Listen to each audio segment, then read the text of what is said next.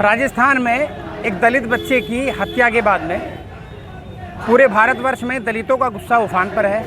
आज बुलंदशहर में भी भारी संख्या में दलित वर्ग के लोग सड़कों पर उतरे, उन्होंने अपना विरोध दर्ज कराया। मेरे साथ कुछ महिलाएं हैं जो इस विरोध का हिस्सा थीं, उन्हीं से बात करने की कोशिश करते हैं कि क्या मांग है उनकी, क्या मुद्दा है और ये इस घटना को वो किस नज़रिए से देखती हैं। जी, पहले तो मेरा आपसे बहुत बहुत धन्यवाद जो आपने मुझे मौका दिया बोलने का।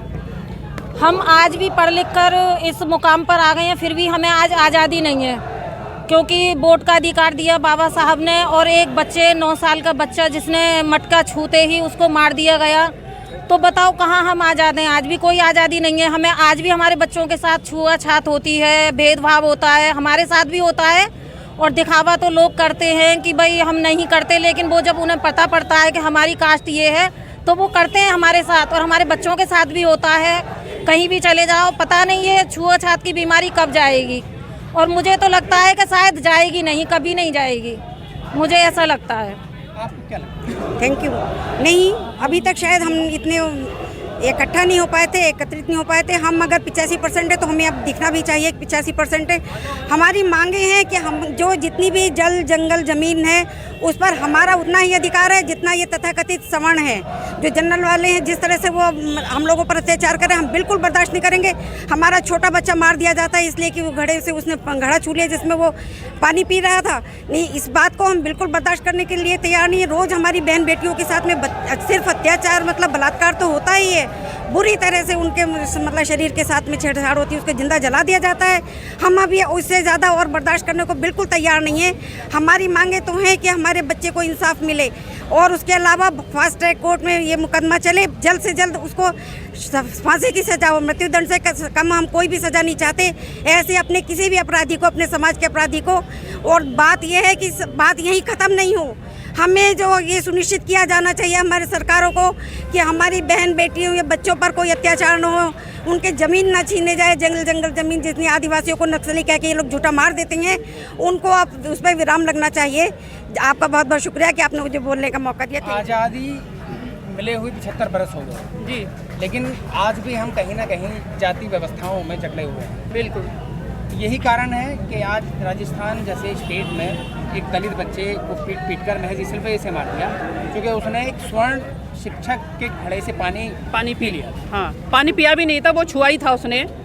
राजस्थान में यह व्यवस्था है। कुछ लोग कहते हैं कि व्यवस्था नहीं है। स्कूलों में बच्चों के लिए टंकियां हैं और बाकी जो टीचर्स हैं उनके लिए घड़े रखे हुए हैं। बस उस बच्चे की गलती इतनी थी कि वो वहाँ तक उसको प्यास लग रही थी, वो पानी पीने के लिए।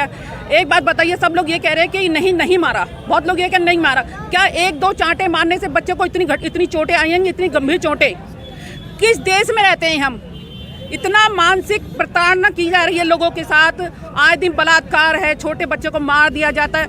किस इतनी घटिया सोच के लोग उनको फांसी पे चढ़ा देना चाहिए।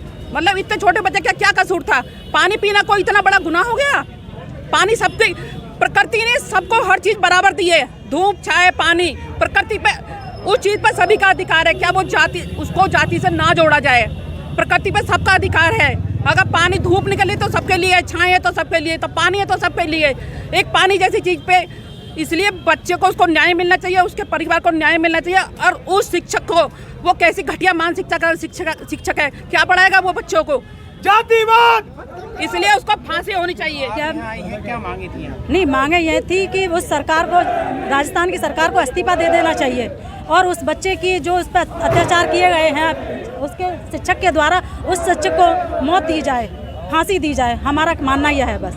क्या आपका क्या मानना है? क्योंकि आप आधी आबादी हैं देश की, और जहाँ तक जो कयास लगाए जाते हैं, जो मानना है लोगों का, जो दलित महिलाएं हैं वो ज़्यादा और दलित बच्चे हैं वो ज़्यादा शिकार होते हैं। बिल्कुल शिकार होते हैं, दलित लोग ही सबसे ज़्यादा शिकार होते हैं। मैं सिर्फ इतना कहना चाहती हूँ कि आप ये बताइए, इंसानों में क्या सबके ब्लड अलग अलग कलर के होते हैं? सबके ब्लड एक जैसे होते हैं, सब एक जैसे होते हैं, तो फिर ये छुआछूत होता क्यों है?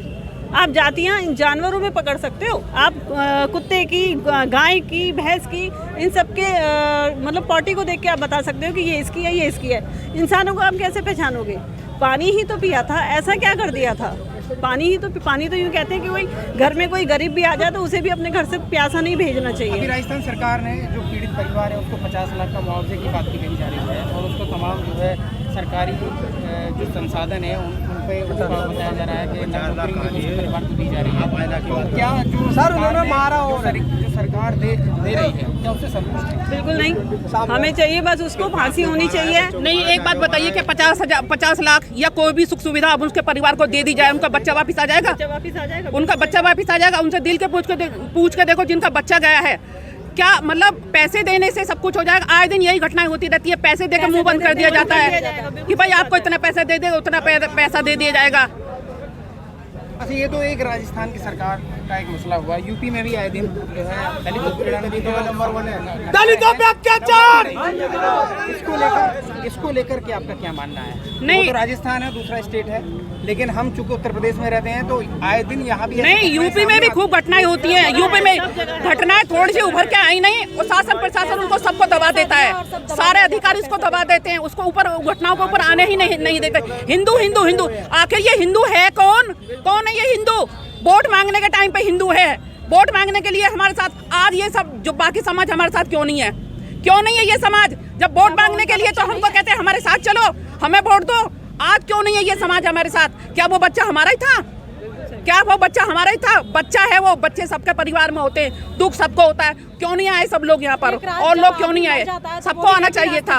और जन्म लेता तभी एक ही रास्ते आता, फिर यहाँ आने के बाद क्यों उनको अलग अलग बांट दिया जाता है? हमारे यही समझ में नहीं आता। कुछ कहना है आपको? सॉरी।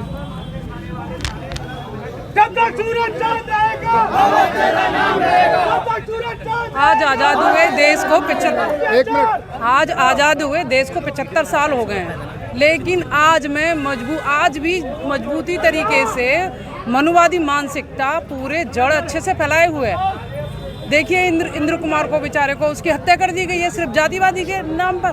क्या उस बच्चे की क्या गलती थी?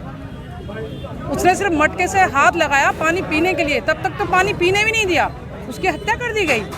आज उसकी हत्या की गई है।